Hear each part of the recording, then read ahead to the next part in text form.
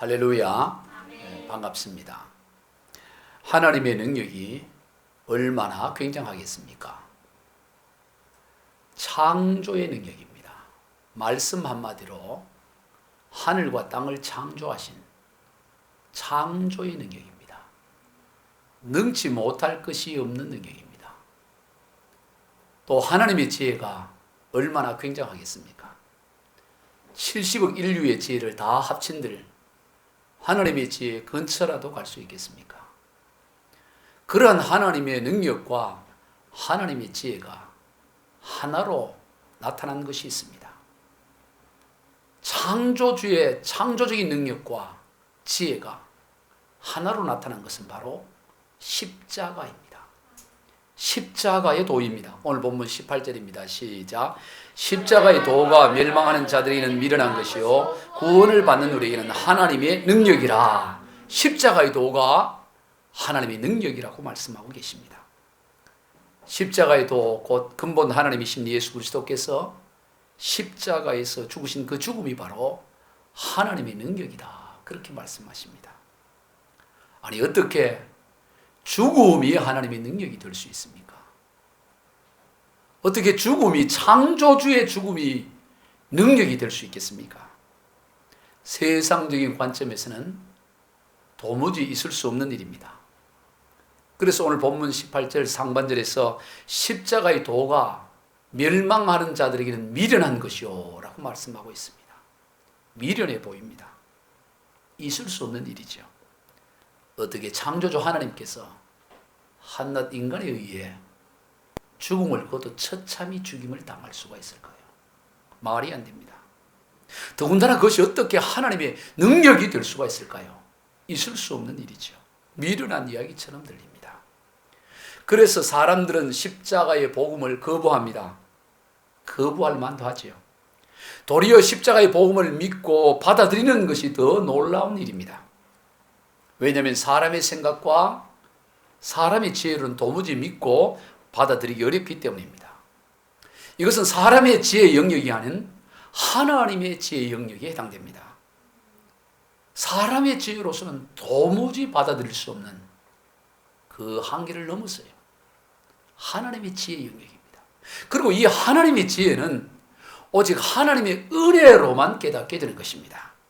인간의 노력이나 학문으로 그렇게 해서 깨달을 수 있는 것이 아닙니다. 전적인 하나님의 은혜로 말미암아 깨닫습니다.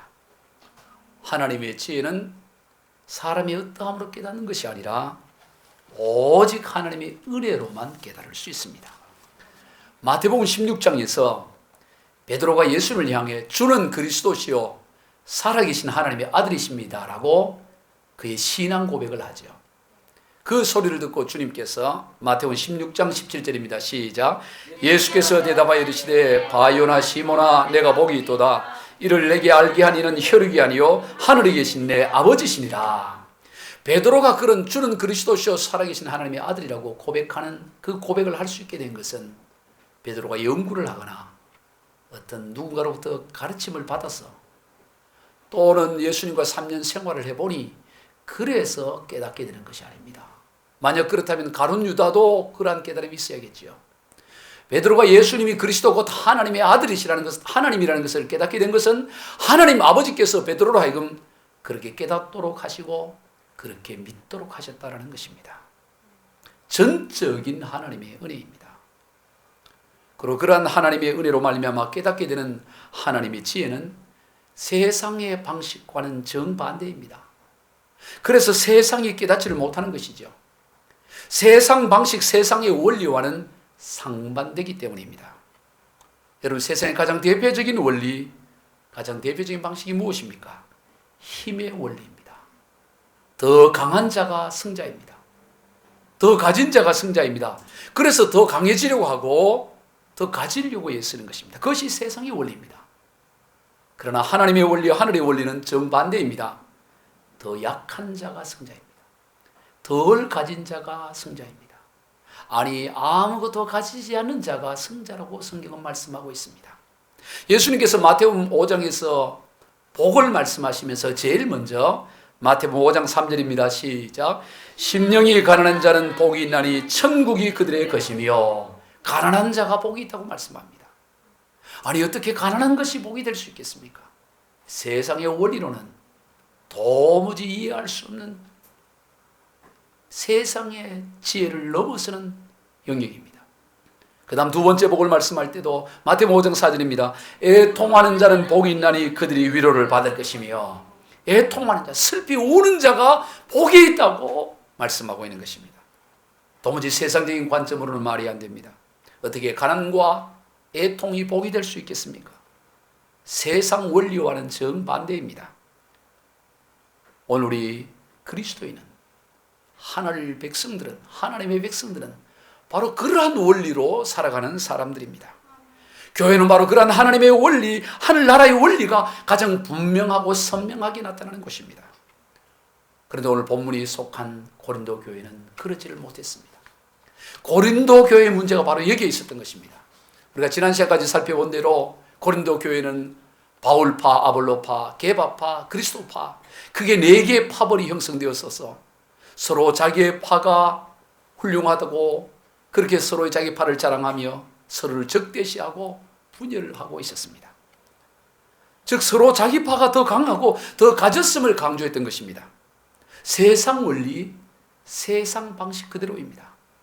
이에 오늘 본문에서 사도 바울은 기독교의 참된 논리는 그렇지 않다라고, 더 가지고 더 강해지는 것이 그것이 기독교의 원리가 아니라는 것을 오늘 본문을 통해 강조하고 있는 것입니다. 그런데 이러한 일들은, 이러한 문제는 오늘날 한국교회 가운데서도 종종 발견되어지고 제기되어지고 있습니다. 교회 또한 세상 가운데 존재하기 때문에 세상 원리, 세상 방식이 끊임없이 밀려 들어오려고 합니다. 그래서 교회 내에서도 세상적으로 더 강한 자, 더 가진 자가 대우를 받고 더 큰 힘을 발휘합니다. 그래서 그리스도인들조차도 세상적으로 어떻게든 더 가지려고 애쓰고 더 강해지려고 몸부림을 칩니다. 그 결과 세상을 닮아가고 맛을 잃은 소금처럼 세상으로부터 버림과 밟힘을 받고 되는 것이죠. 오늘 한국교회 모습이 이렇습니다. 오늘 우리는 이것으로부터 벗어나야 합니다. 특별히 지금 겪고 있는 코로나19를 통해 교회 내에 있는 세상적인 원리와 방식이 제거가 되어지는 그런 계기가 되어야 합니다. 여러분, 교회의 힘이 어디에 있습니까? 교회의 능력이 어디에 있습니까? 그리스도의 능력이 어디에 있습니까? 세상보다 더 강해지고 세상보다 더 많은 것을 소유하는데 교회의 힘이 있고 그리스도의 능력이 있는 것이 아닙니다. 반대입니다. 더 낮아지고 더 약해지고 아예 십자가의 죽음에 이르는 데 있습니다. 저와 여러분의 고민이 여기에 있어야 합니다. 우리 찬양, 그러한 하나님의 원리는 실상 이 세상 가운데서도 얼마든지 찾아볼 수 있습니다. 요한복음 12장 24절입니다. 시작.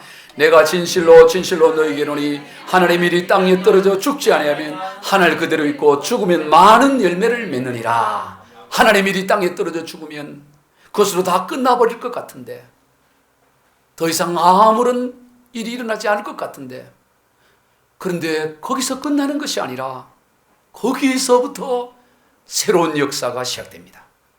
하늘의 밀에서 싹이 터져나오고 그 싹이 자라 꽃이 피고 수많은 열매를 맺습니다. 신비한 일입니다. 실상은 기적입니다. 기적이 일상이 되니 자연이라고 부를 뿐입니다. 어떻게 하늘의 밀이 땅에 떨어져 썩어 없어지질 않고 하늘의 밀에서 하늘의 밀만 나오는 것이 아니라 수십 수백 개의 밀알이 생겨날 수 있습니까? 이것이야말로 기적입니다. 놀라운 기적이요 신비한 일입니다. 십자가의 죽음이 그러합니다. 십자가의 죽음으로 다 끝나버리는 것이 아니라 거기서부터 새로 시작됩니다. 부활의 새 생명의 역사가 일어납니다. 그리스도인들은 세상 원리와 반대로 사는 사람들입니다. 세상 풍조를 거슬러 사는 사람들이에요. 그러니 쉽지가 않습니다. 물줄기를 거슬러 올라가는 물고기처럼 힘이 들고 그러한 어려움이 우리 그리스도인들에게도 있습니다. 적당히 세상의 시류에 편성하고 싶은 유혹과 우리는 싸워 이기는 삶이 그리스도인의 삶입니다. 그러나 사실 세상의 힘과 지혜라는 것도 실상은 아무것도 아닙니다. 그저 그럴듯하게 보일 뿐이에요. 그저 신기루에 지나지 않습니다. 대단한 것 같고 그 기류에 타지 않으면 나는 소외되고 버림받을 것 같고 초라해질 것 같은데 실상은 그 세상의 기류 또한 아무것도 아닌 별것 아닌 것입니다. 금방 사라져버리고 막상 대단한 것 같지만 아무것도 아닌 것이 세상의 힘이요 지혜요 세상의 기류입니다. 사도행전 12장에서 분봉왕 헤롯이 자신의 왕국에서 난 양식을 먹고 사는 두로와 시돈 사람들을 불러 모아놓고 일장 연설을 했습니다. 그럴 때 그는 화려한 왕복을 입고 단상에 올라 연설을 하는데 그것을 듣고 있던 곳에 모인 사람들이 이건 신의 소리지 사람의 소리가 아니다라고 그렇게 아첨하는 말을 합니다. 그 소리를 들은 헤롯 왕은 우쭐댑니다. 자신이 마치 신인 것처럼 그렇게 우쭐대었습니다. 그런데 그 결과는 비참하게도 벌레에 물려 죽어버립니다. 사도행전 12장 22절 23절입니다. 시작. 백성들의 크게 부르되 이것은 신의 소리요 사람의 소리가 아니라 하거늘 헤롯이 영광을 하나님께 돌리지 아니하므로 주의 사제가 고치니 벌레에 먹혀 죽으니라.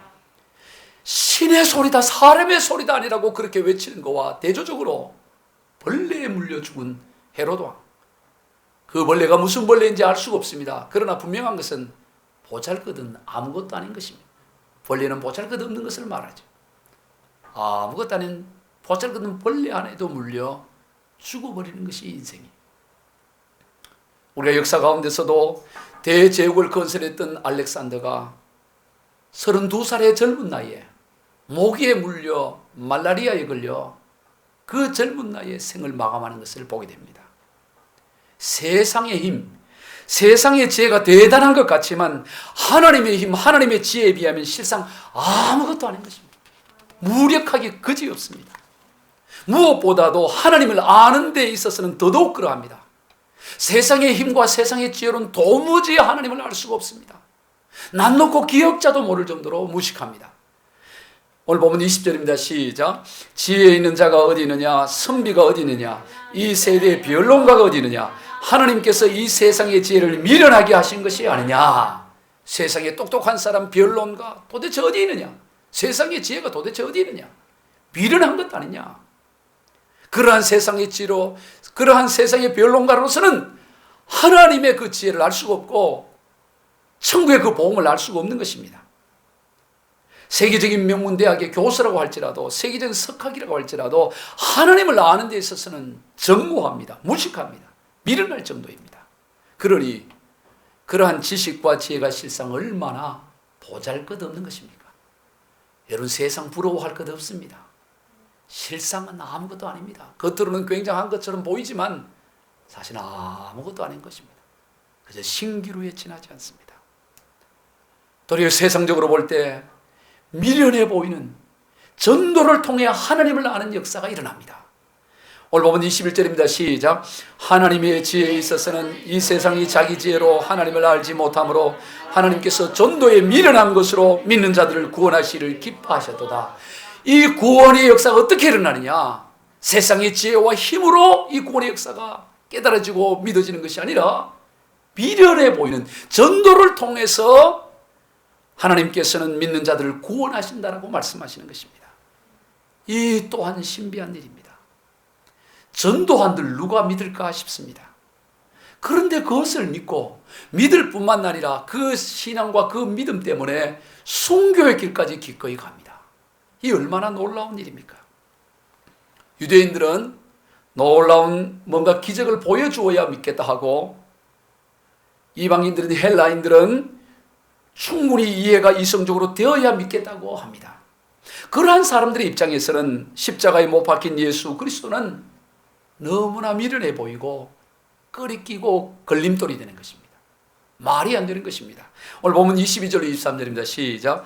유대인은 표적을 구하고 헬라인은 지혜를 찾으나 우리는 십자가에 못 박힌 그리스도를 전하니 유대인은 꺼리끼는 것이요 이방인은 미련한 것이로되. 미련하기 그지없고 꺼리끼 미력이 그지없습니다. 십자가의 복음은 세상 사람들에게 그렇게 비추어집니다. 그러므로 그렇게 반응하는 사람들에 대해서 우리는 이상히 여길 필요가 없어요. 당연시 여겨야 합니다.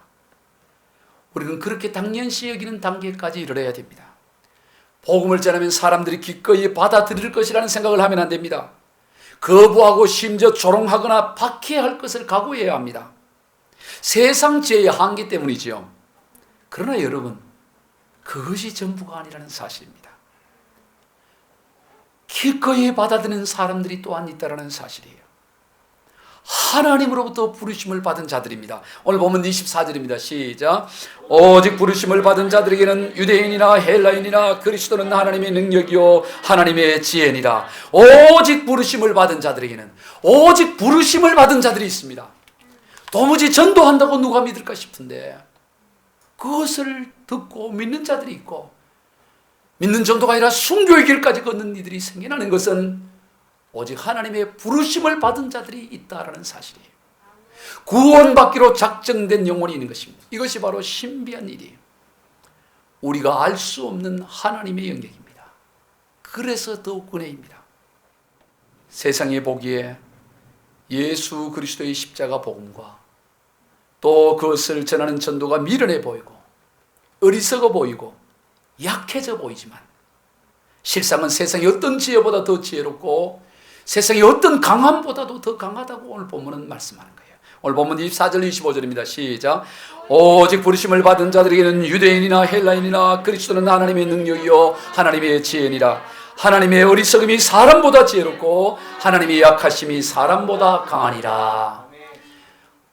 사람이 보기에 너무나 어리석어 보이고 너무나 약해 보이는 것 같은데 그 어리석어 보이는 것이 세상의 어떤 지혜로움보다 더 지혜롭고 그렇게 약해 보이는 것이 세상의 어떤 강함보다도 더 강하다고 말씀하는 것입니다. 성도 여러분, 하나님의 방법은 약함에 있습니다. 하나님이 찾는 사람은 약한 사람입니다. 강한 사람을 찾는 것이 아니라 능력 있는 자를 찾는 것이 아니라 약한 자를 오늘 또 하나님은 찾고 계십니다. 하나님은 약하고 미련하고 천하고 멸시받고 없는 자들을 택하십니다. 그리고 그들을 통해 스스로 지혜롭고 강하다고 가졌다고 하는 이들을 폐하신다고 말씀해요. 오늘 보면 26절로 28절입니다. 시작. 형제들아 너희를 부르심을 보라. 육체를 따라 지혜로운 자가 많지 아니하며 능한 자가 많지 아니하며 문벌 좋은 자가 많지 아니하도다. 그러나 하나님께서 세상에 미련한 것들을 택하사 지혜 있는 자들을 부끄럽게 하려 하시고 세상에 약한 것들을 택하사 강한 것들을 부끄럽게 하려 하시며 하나님께서 세상에 천한 것들과 멸시받는 것들과 없는 것들을 택하사 있는 것들을 폐하게 하시려 하시나니. 여러분, 하나님이 택하시는 분들을 보세요. 어떤 분을 택하십니까? 하나님이 미련한 것들을 택하사 또 세상에 약한 것들을 택하사 세상에 천한 것들과 멸시받는 것들과 없는 것들을 택하사 천하고 멸시받고 없고 약하고 미련한 그런 자들을 하나님은 택하신다고 말씀하시는 것입니다. 왜 그러실까요? 왜 강한 자를 택하지 않고 약한 자를 하나님이 택하실까요? 그 이유에 대해서 오늘 본문 29절입니다. 시작. 이는 아무 육체도 하나님 앞에서 자랑하지 못하게 하려 하심이라. 아무도 자기를 내세우지 못하도록 하기 위해서 오직 하나님 자랑, 오직 예수님 자랑, 오직 하나님의 은혜만 자랑하기 위해서 하나님은 약한 자를 택하여 세우신다고 말씀하십니다. 그래서 오늘 우리가 자랑할 것은 오직 예수 자랑, 하나님 자랑밖에 없습니다. 오늘 보면 31절입니다. 시작. 기록된 바 자랑하는 자들은 주 안에서 자랑하라 함과 같게 하려 함이라. 성도 여러분, 예수 그리스도 외에는 우리가 자랑할 것이 아무것도 없어요. 그럴듯해 보이고 화려해 보이고 대단해 보일 것 같은 그런 것들도 실상은 한순간이고 신기루처럼 사라져버린 거고 잠시 있다 있는 사라지는 것들. 그러나 우리 주 예수 그리스도의 복음은, 우리 하나님은 영원하신 하나님이시기에 우리가 자랑할 일은 오직 하나님 한 분밖에, 오직 예수 그리스도 한 분밖에 없습니다. 그 외에는 자랑할 것이 없어요. 아무리 찾아도 없습니다. 굳이 자신에 대해서 자랑해 보라 한다면 오직 예수밖에는 자랑할 것이 없지만 그래도 너 자신에 대해서 자랑할 것이 있으면 자랑해 보라 한다면 그것은 예수 그리스도를 자랑하기에 좋은 배경을 가지고 있다는 자랑입니다. 다른 자랑이 없어요. 나는 오직 예수 그리스도를 자랑하기에 좋은 배경을 가지고 있습니다. 그 자랑만이 자신에 대한 자랑입니다. 여러분, 예수 그리스도를 자랑하기에 좋은 배경이 무엇입니까? 그것은 바로 약한 것입니다. 내가 약하기 때문에, 내가 미련하기 때문에, 내가 보잘것없기 때문에, 그렇기 때문에 오직 예수밖에는 나의 삶을 통해서 드러날 것이 없노라고. 그것이 나의 배경이라고. 그 배경밖에는 자랑할 것이 없는 거예요. 자신의 약함 외에는 자랑할 것이 없습니다. 사도 바울이 그러했습니다. 고린도후서 11장에서 바울이 부득불 자신에 대해서 자랑을 하게 됩니다. 당시 고린도 교회 내에는 예루살렘에서 내려온 거짓 사도들이, 거짓 선생들이 온갖 스스로를 자랑하면서 사도 바울을 비하하고 자신들만이 참된 선생이라고 가르쳤습니다. 그래서 교회가 굉장한 혼란 가운데 빠지게 되었습니다. 그러한 어려운 가운데 있는 고린도 교회의 바울은 편지를 쓰면서 그들의 자랑하는 것과 대비하여 자신을 자랑하는데, 먼저 고린도후서 11장 22절입니다. 시작. 그들이 히브리인이냐 나도 그러하며 그들이 이스라엘이냐 나도 그러하며 그들이 아브라함의 후손이냐 나도 그러하며 그들이 주장하는 것 나도 마찬가지다. 그들이 히브리인인 것처럼 나 또한 히브리인이요, 그들이 이스라엘인 것처럼 나도 그러하고 그들이 아브라함의 후손인 것처럼 나도 그러하다고 강조하는 것입니다. 그리고 나서 본격적으로 자신을 대해 자랑하는데, 그것은 바로 예수 복음으로 말미암아 고난당한 일들을 말합니다. 몇 구절만 살펴보면 고린도후서 11장 24절, 25절, 27절입니다. 시작. 유대인들에게 40에 하나 감한 매를 5번 맞았으며 3번 태장으로 맞고 1번 돌로 맞고 3번 파선하고 일주일을 깊은 바다에서 지냈으며 또 수고하며 애쓰고 여러 번 자지 못하고 줄이며 목마르고 여러 번 굶고 춥고 허물었었노라. 자, 바울이 자신에 대해서 자랑하면서 매를 맞은 것을 자랑하고 있습니다. 파선을 당해서 어찌할 바를 몰랐던 것을 이야기합니다. 잠을 자질 못하고 줄이며 목마르며 굶고 춥고 헐벗은 것을 자랑합니다. 여러분, 이게 자랑거리라고 할 수 있겠습니까? 매 맞은 게 무슨 자랑거리고, 춥고 배고프고 굶은 것이 무슨 자랑거리가 될 수 있습니까? 그런데 바울은 그것을 자랑합니다. 자랑이라 그러면 뭔가 능력이 나타나고 기적이 나타나고 그런 것들을 해야지, 바울은 그런 것들을 일절 말하지 않습니다. 사실 바울의 그 사역을 사도행전에서 보면 놀라운 능력들이 나타났습니다. 한 번도 걷지 못한 자를 바울은 예수 이름으로 일으켜 세우기도 하고, 그리고 귀신을 쫓아내기도 하고, 심지어 바울의 수건을 갖다 얹으면 병자가 낫는 그런 놀라운 역사들이 사도행전 가운데 있는데도 불구하고 바울은 그런 거 일절 자랑하지 않고, 내가 굳이 자랑해야 한다면서 하면서 그가 온통 매를 맞고 고난당하고 헐벗고 줄이고 목마르고 그런 춥고 고통스러웠던 것을 이야기합니다. 왜 그랬을까요? 바울은 계속해서 말하기를, 고린도후서 11장 30절입니다. 시작. 내가 부득불 자랑할진대 내가 약한 것을 자랑하리라. 나에 대해서 굳이 자랑하려면 나는 자랑할 것이 예수 그리스도 외에 아무것도 자랑할 것이 없는데, 굳이 내에 대해서 부득불 자랑해야만 한다면 나는 약한 것 외에 자랑할 것이 없다고 말하고 있습니다. 왜 그랬을까요? 왜 약한 것밖에는 자랑할 것이 없다고 말했을까요? 하나님께서는 약한 자를 통해서 역사하시기 때문입니다. 인생의 가치는 우리의 어떠함이 아닌, 또 세상의 어떠함이 아닌 우리의 인생을 통해 근본 하나님이신 예수 그리스도가 드러나느냐 드러나지 못하느냐, 거기에 달려 있습니다.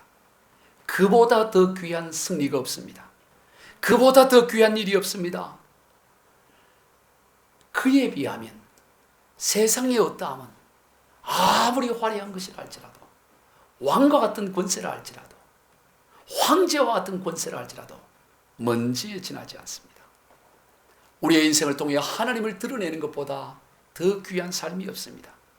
우리가 그러기 위해서는 기꺼이 낮아지고, 기꺼이 져주고, 기꺼이 손해봐주고, 심지어 기꺼이 죽음에까지 이르러야 합니다. 그럴 때 우리의 인생을 통해 하나님이 드러나는 인생이 됩니다. 그가 참으로 복이 있는 사람입니다. 우리 모두 그러한 인생이 다 되시길 주 예수 그리스도 이름으로 축원드립니다.